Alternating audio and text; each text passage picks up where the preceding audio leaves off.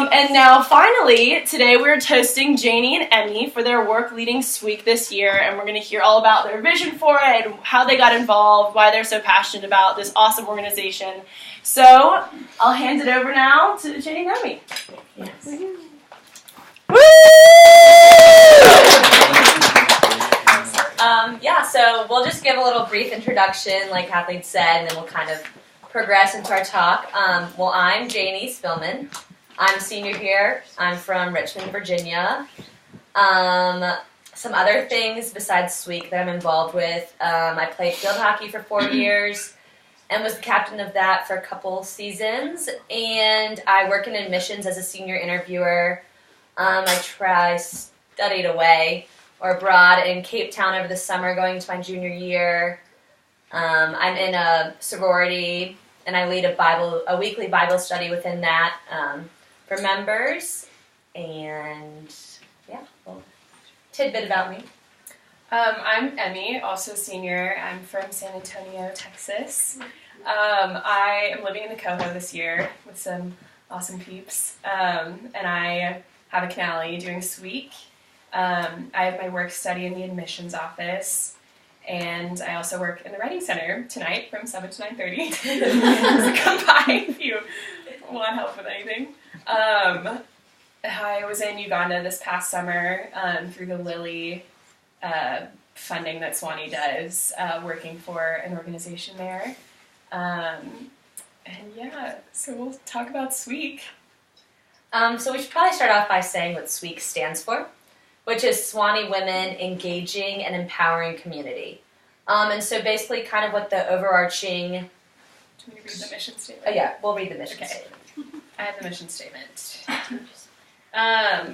Okay, so this statement was crafted by SWEEC's leaders last year, which that was Mary Otley and Lily Bell B. Brand, so I'm sure a lot of you know. So SWEEC is a community service initiative designed to engage the women of Sewanee in order to build lasting community and create meaningful, empowering interactions and relationships in the surrounding area. Community building is facilitated through Teacup mentorship, monthly meetings on the mountain, and monthly service projects with our 4 local community partners, Blue Monarch, Girls Inc., Appalachian Women's Guild, and St. Mary's Convent. So SWEEC exists to develop a more empowered and unified community by serving woman to woman. So I guess a little bit about how I got involved with SWEEC. I am from Richmond, like I said, and I went to an all-girls prep school, like kindergarten through 12th grade, and I loved having my single-sex education because I really embraced, like, being a woman and, like, taking a stance in that. And then I was also really involved with service, like community service in my high school. I led, like, the community service club kind of deal thing. So those two have always been a big part of my life. And then when I got to Sewanee, I kind of got, field hockey took a lot of time, and schoolwork took a lot of time, and I was trying to find something that I could fill the void that I had missed in high school. And when Mary and Lily Bell rebooted SWEEC as a canali, I did not go abroad like a lot of people junior year in the fall because of hockey, and so I was like, this is a way for me to get involved and find more purpose and meaning at Sewanee than just playing sports and doing homework. And so I got involved with SWEEC, and I've absolutely loved it. It's a fairly new program, but I just loved meeting people in the community that you see but you don't necessarily know. That's probably been my favorite thing about it. And I've liked going out into the community with partners and, doing something worthwhile has given me a purpose. Yeah. So SWEEC started last fall, and I didn't go abroad last year, just because it didn't work out. And so I was a little nervous coming into junior year with most of my friends going abroad, but it ended up being like the best year, and I got to know amazing people. And SWEEC was a big part of that. I became friends with Mary Otley. Right when school started. I'd never met her before. And she was talking about this thing that she was doing called SWEEC, and I was like, I will do whatever you do. So I just applied for it, and I think it was about 40 or 50 last year, and it's basically doubled in size this year, which has been good and challenging just because we have like a lot of people that we're kind of trying to organize. But it's great that like it reached this many people. So I got involved in SWEEC at the beginning of last year, and my mentor was Megan Roberts. I don't know if y'all know Megan. She's really amazing. She works with like the Young Writers, Sewanee Writers Conference. Sewanee Writers Conference. So it was really cool about SWEEC is that it's kind of a two-part deal where you're getting to be in this mentor group, have a mentor, and get to know girls in the Sewanee community that you normally wouldn't interact with. And then we're getting to serve in these awesome places. So what I really liked right away was that Megan and all the mentors do this really. They just kind of like welcome you into their home. We would go like on Tuesday nights. I think we would do it once a month. And she'd like make tea for us. Her little girls would be running around.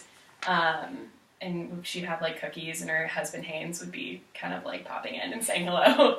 And we just ended up having really good conversations about just like the different lives we were leading in Sewanee, and just where we all came from. And then we also got to have a space to talk about the service we were doing. And I just loved it. So they kind of approached, Lily Bell and Mary kind of approached me and Janie about taking it over just because they knew we'd work well together and knew that we really enjoyed it. Yeah. So with SWEEC, it has, as we said, it has reached a vast number of people, which has been great. And this has kind of been a program that has reached the masses so that a lot of people who have been seeking to find a way to give back to the community are able to do so. So with that, we didn't want to deprive anyone of that opportunity. So this year we accepted everyone, like we said, and we ended up taking about 90 people. And that has been challenging because being a new program, we're still trying to kind of sort through the details and establish some concrete expectations and establish relationships and keep people accountable for actually coming to service events on Saturdays and with being an active member in their mentor group.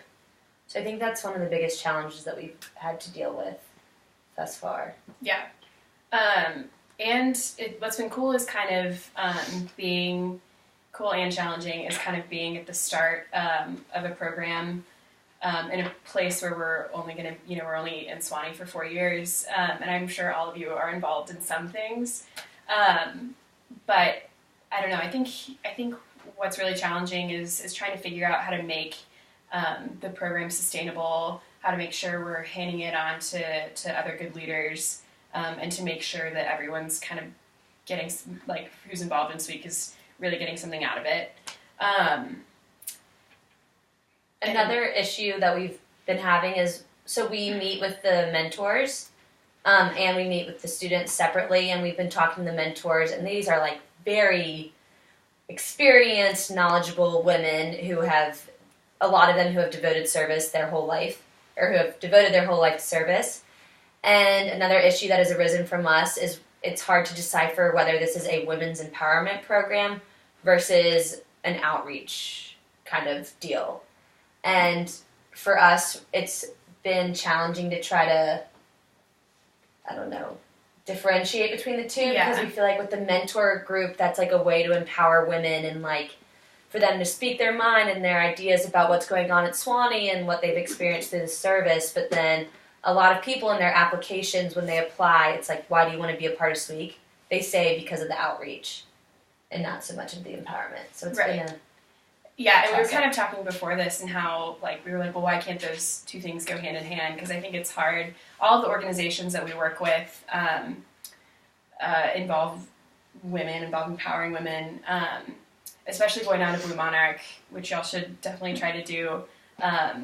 We try to make sure that we kind of have like an introduction and a debrief where we go do service. So having the awesome women at Blue Monarch who like dedicate their whole lives to helping these women who are trying to get out of drug addiction, who are trying to rebuild relationships with their kids, to talk about that mission, and for us who are, you know, in this awesome place getting to go like right down the mountain and see like how these people are so close to us that are leading very different lives. And so that's been cool, getting to have people who are in SWEEC who are like, well, I have to go back to this place, who are getting introduced to these service sites, and then, you know, want to go back and do more. So I think why I was pretty conflicted about whether or not I should become a co-director in SWEEC, just because I did have a lot on my plate. Field hockey is, and many of you are athletes, it takes up a lot of time and energy, and I was just really unsure if I was going to be able to devote a lot of time into that, or even if I wanted to. And I think kind of last year when I was deciding between that, I kind of, coming to Sewanee, you know, it's a small school. One of the reasons I came to Sewanee was to make an impact on the community. And I feel like I had done that through my athletics. And so I was kind of like, okay, this is my way to make another stamp on the community and another way to kind of leave a legacy behind that I was proud of. And so I think that was the turning point for me in SWEEC. And I mean, if you ever talk to Mary Otley, she's the most convincing person ever. But I wanted to just be a part of something where I know that, like, 15 years when I come back for a reunion and look back, and if SWEEC's still around, be like, yeah, I'm a little founding father, that kind of deal. Yeah, we hope that it will still be around. Yeah, I hope. Yeah, and so that's also something that we get to focus on this semester, which is really exciting, is trying to plan for the future, and something that's really new. And being a part of like a theme house or a team or anything on campus, you want to make sure that you're creating or helping to build upon something that other great people have already kind of worked on, and make sure that continues. And we had, going into it, and we still have like kind of like goals and dreams for SWEEC, which maybe like there will be a similar like men's organization that started. Mary last year was like, maybe there's going to be like a SMEEC or like just like a speak with just Sewanee people engaging and empowering community. And we also were hoping that maybe we could do like a partnership with St. Andrews to like have, so our Sewanee girls in the program have mentors, and maybe they could be mentors too to like St. Andrews girls who want to get involved in service on and off the mountain. But yeah, it's been awesome kind of getting to have this opportunity. So some of the responsibilities that Emmy and I have is first we're like the coordinators of SWEEC, so we have to find the community partners. We have to set up service Saturdays, get bands. A lot of logistics. And emailing. And spreadsheets and stuff. And accountability. That's been a big one for us. But a whole nother part of that is being part of the Canali program. So for us, being Canalis, we have workshops that we are expected to attend. We have reflections on our service. And so I've kind of also enjoyed that part of it. Also debriefing with people who understand what you're going through and how hard it is to direct a program, and how hard it is sometimes to work with community members who don't have as many resources or access to them as we do. So that's been good to kind of, I mean, Emmy and I are constantly, I feel like whenever we see each other, some type of SWEEC issue arises or is mentioned. But it's also been kind of nice to bounce ideas off of Emmy as well as our Canali group. For sure. Oh yeah, so if anybody like wants to get involved or we've like contacts with St. Mary's, Blue Monarch, Girls Inc., and Appalachian Women's Guild. Appalachian Women's Guild especially. Robin and Michelle and other people in like Bonner Canale program talk about how like much they need help down there, and how they're not like neglected, but people don't go there as much as they go to Blue Monarch or to St. Mary's. So yeah, talk to us or to anybody in the outreach office if you want to go volunteer at these places. And we take applications usually go out at the beginning of the year, so there's no way for people to get involved with now unless you're a junior coming back from abroad, which we already took care of. But I think the biggest way for the Sewanee community to help us is just to kind of, if people are part of SWEEC, to spread the word about it first of all, because it is a new program. People are kind of wishy-washy about what exactly it is. And also just if you go to a service Saturday with SWEEC and you are so just mesmerized by their mission and you love the work that you did, is for that person to keep going to that place, so that we can keep sustainable relationships going. And suggestions also for mentors for next year. We have a lot of great ones this year. And that was a cool process kind of over the summer. Janie and I were doing this. But the mentors we have this year, we have Nikki Hamilton, who works in the outreach office. She's like the big boss of all the outreach people. Yeah, Michelle Howell. Who else? Megan Roberts. We have one of our new mentors. Her name's Sabbath Jackson. She is the new director of the Southern Appalachia Place-Based Study. So she is constantly going around to the area and looking for a community partner. So she's been really awesome. Yeah. Who else? We have Professor Hopwood's wife, Cassie. Oh yeah, Cassie Meyer.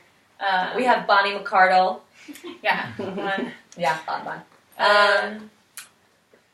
Lisa Howick, Elizabeth Wilson. Yeah.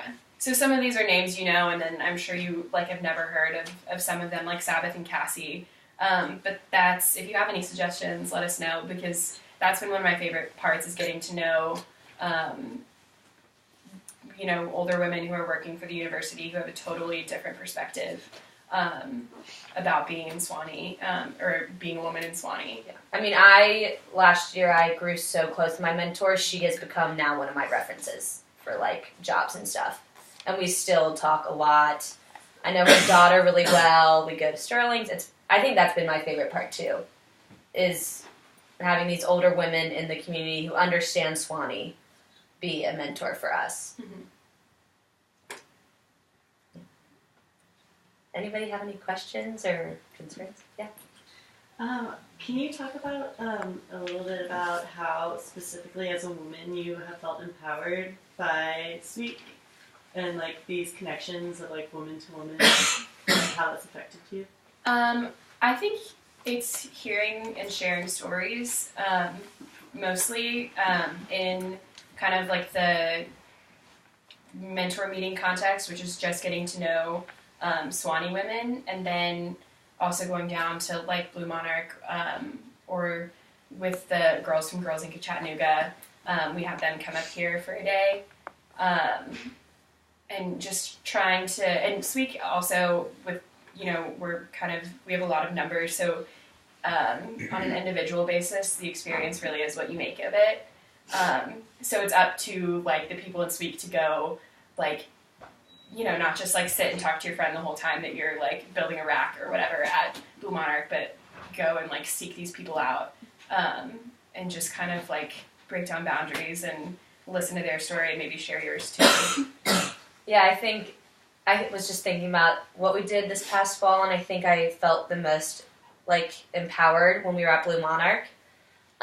So we had a field hockey, we had a couple games that weekend, so my mom actually came to Blue Monarch with me, and I could see how much she liked doing that work, because she hasn't really done that much outreach or service, and how she loved talking to these other mothers about, like, because a lot of the women at Blue Monarch have little babies, and my mom loves babies, but just like having her feel so delighted to help these women kind of gave me a sense of empowerment, because I was like empowering my mom to help other women, and that was a really special moment, and she loved it, and she's begging to come back again for another service Saturday. But I think that was one of the most touching stories I've had this past semester. Yeah, I have a question. You guys touched on it a little bit just now, but I'm curious, when you guys go for your service Saturdays, like, what are the range of, like, services you providing for these organizations, and, like, what exactly can a member expect to be doing if they join SWEEC?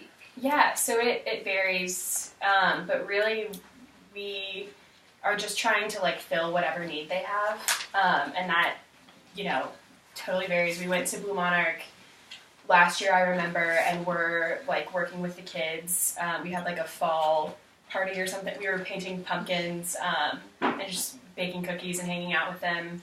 But this time they were like, our storage hangar is a mess and we really need help building these racks. So we just did kind of like physical labor. And then same areas, it's usually the same thing if we can be outside, which we prefer being outside just because you get to like do work in their garden and get to kind of do what the women there do. But so then with Girls Inc., we had kind of we had 6th through 12th graders come up, and we did college admissions day. Kind of we did a little mini version of the turkey trot. We had a little PowerPoint. They took a tour of Sewanee. We went to McClurg. And then with AWG, it was once again kind of like Blue Monarch, just organizing. But that's hard too because a lot of these community partners are unorganized. And while they appreciate a lot of like us coming to volunteer, they're not necessarily prepared for us. So when we were doing the Blue Monarch building clothing racks, they did not have nearly any of the supplies that they had some supplies, but not enough for all of us to really be working. And so sometimes that's kind of a lull, especially with big numbers. If you have too much of a lull, people tend to just sit on their cell phones and bum around, which has been hard to get everyone engaged, but sometimes they don't have the ability to, which is hard with these community partners. So what's the typical, so you all are reaching out to mentors to find people who women from Sewanee who want to come and be part of the program. What's the typical response? Are they surprised by the program? Are they excited by it? Is there, hesitation, like, I don't know how long this will last? What is that like? It's more of like a curiosity, like what is this? Like, they're like, why did I get chosen? Like, why am I so special? We came up with that a couple times. Yeah. Some people just don't answer. That's Which okay. is fine. Yeah. Sometimes we don't get responses, and that's okay. But I think Sabbath, who was totally new to Sewanee. Yeah, we wanted to get some people who had been here for a long time, some people who were new to the community, and Sabbath she really wanted to like know what SWEEC was, and like what it means to be a mentor, that kind of thing. There's some people that we have. There was one mentor who I had worked on for probably like 2 months, like emailing, calling. We were missing each other, blah blah, and finally she ended up having to pass. And that's been hard too, just because she was someone who past mentors had suggested, and they were like she would be perfect for this, but it just wasn't her time. Yeah, and that's part of just like trying to kind of be programmers of this new thing. Is some things will work out, some things won't. And kind of learning, like last year we had some mentors return from last year, some didn't. So we're wondering, like, should we have new ones like every year? Should we keep like all of the same ones? We definitely did not want to have teachers, just because we just wanted it to be community members, so that, because like I said before, these are people that you see but you don't necessarily know. And I think that's been great to do, to bridge the gap. Any other questions? Oh, sorry. I have one more. Yeah, I'm curious about these meetings with mentors and how the mentors sort of operate within the organization.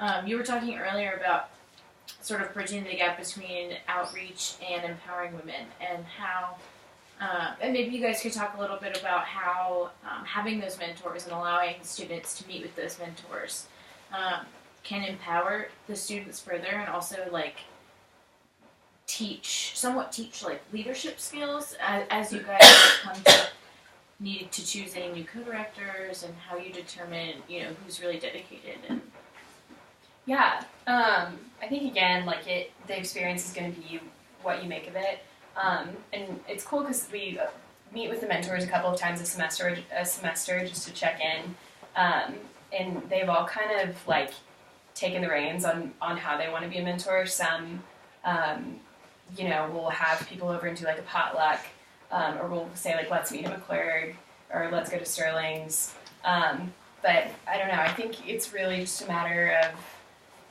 the mentors kind of like taking charge and inviting students into their home or wherever, and kind of providing a safe space. And I'm trying. Cassie Meyer had like her whole job, like her past like 5 years, has a lot to do with like having dialogue. I think it has to do with like It's like church ministry, like group. Yeah, interacting with like religious and non-religious groups interacting. Yeah. But she's really awesome, and she just kind of at the beginning of her meetings, just says like, this is a safe space, like this is, like just creates a space.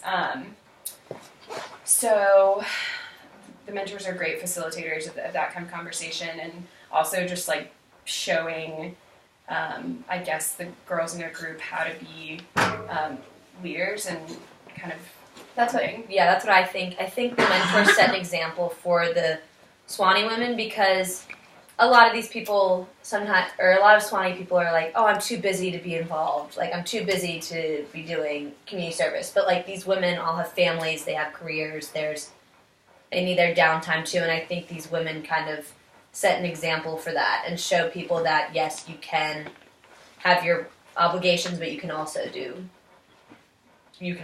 back. And I think that's been good for people.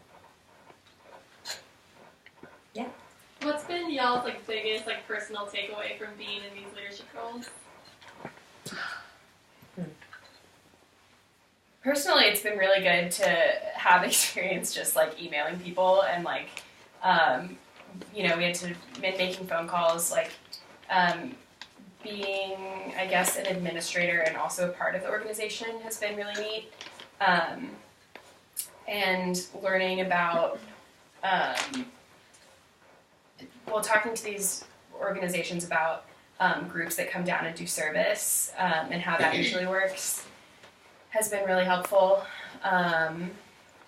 It's just all been great. Well, sometimes it's hard. Yeah. Not always great. Yeah. I would just... this is a tough question. I think one of the biggest takeaways that I've gotten is I feel like I really learned how a lot of, like, different things that make people work. Like, so we sent out a survey at the end of last semester to try to gauge how people are, and kind of some of the leadership tactics that we thought were good were not received very well. And so I think that's kind of learning how to appeal to a mass group, because this is the biggest group that I've ever been in charge with. I think a sports team is like 20, 25, but appealing to a lot more people, and that also being a combination of your peers and adults. I think that's been a good skill that I've learned, is how to make sure that how you lead is applicable to both groups. How has your perception, or if you've heard of like other people's experience with their mentors or just with their group, like their view of Sewanee and their understanding of it, like how's that grown since you all have these conversations in your service Saturdays, and how you've seen a bigger picture? I think a lot of women's eyes have been opened, and I know that phrase is overused, but everyone hears about the Sewanee bubble. You hear about how privileged we are, and I think people actually going off of the mountain and experiencing this firsthand and not just hearing about it from someone. I've especially noticed that with the younger girls who are still adjusting to Sewanee. Like, they, you know, you get very caught up. It's easy to get caught up in yourself, being a college student, wherever you are, no matter if you're in Sewanee or at, like, UVA or anything. So I think that this has kind of brought people down to earth again and reminded people why, or just the bigger realm of things and not just our little community. Mm-hmm. And I think also having a better understanding of service, you know, trying to realize that we're not just, you know, a group going to, like, do our service and then, like, leave and then it's done. But being in that space where there are, you know, two different groups of people, Sewanee people and then Blue Monarch people or whatever, but kind of like breaking down those boundaries and having conversations one-on-one, sustaining relationships, and maybe, you know, going back and forming a relationship with a certain service site or within your group. Like, I still hang out with my mentor from last year and choose to, you know, go volunteer places. I just think also it's redefined what people think of service. You know, like some people, a lot of people when you say that think of, oh, it's so fun, you feel so good after it, you know, you did a good thing. But I mean, when we went to St. Mary's and polished silver, and like that's what they needed and that's what we served them with. And while that's not glamorous and it's not like something that's necessarily fun, it is what they needed. And I think that has kind of allowed people to redefine what service means. Any other questions? We have an email account if you want to email us with personal questions. It's SwaneeSweek@gmail.com and follow us on the Instagram. It's also Sewanee SWEEC. Which is Sewanee SWEEC. And if you're a boy and interested in starting a SMEEC, let's chat about it. Awesome. Well, thank you all for being here. We can all raise our really adorable cute plastic glasses or Nalgene's if we ran out. And cheers to Emmy and Janie and to the work that SWEEC does. So before y'all go, we have a few announcements about other upcoming things for the start of this semester. First off, we all really here at the Wick really love Tuesday Toast, and we love being able to celebrate the awesome things our community's doing, and it's obviously our community. So if there's something going on that is really inspiring you, that it seems like something that deserves recognition and that space for us to toast it, email myself, email any of the Wick residents, Facebook message us, email the Wick Gmail account, whatever, and we'll try to make that happen. Secondly, next week, same time, same place, we're having a hashtag no filter, which is going to be about the Posse Retreat happening this weekend. So any of the plussers or Posse scholars who are here know exactly what that's about, and if not, you should talk to one. Talk to a Posse, or talk to a plusser about this year's retreat, because we're going to be coming back here on Tuesday and having a discussion about, you know, what's next. And no filter is, you know, as it sounds, there's no filter on it. It's an honest, open dialogue. So encourage you all to come. Thirdly, the Wick is starting our book club. There's a poster out on the bulletin board, and there's going to be posters around campus starting tomorrow. We're reading Girls of Riyadh by Naja El Sanaya, who's a Saudi author and badass. And so if you want to participate, it's really fun and really low-key. We meet weekly, and more details will be coming. So if you're interested, email any resident or find a way to contact the Wick. Well, not finally, almost finally. Her side of the story is been revived and is back and is exciting, and it's a weekly newsletter that's written by our own Gracie Gibson, who's sitting down here, that's covering news about women and gender all over the world each week. So if you see something and you're like, wow, that's really interesting, and I wonder if that's going to be in her side, send the link to Gracie and she'll put it in there. And now finally, monologues! Sewanee monologues are coming up on February 22nd, and they're so fun and so cool. So if you want to be there and hear the stories that Sewanee has to say, make sure you're free on February 22nd at 7 p.m. because it's going to be really cool, and we're looking forward to it. So thank y'all for coming. That's all my announcements. Thank you both for being here.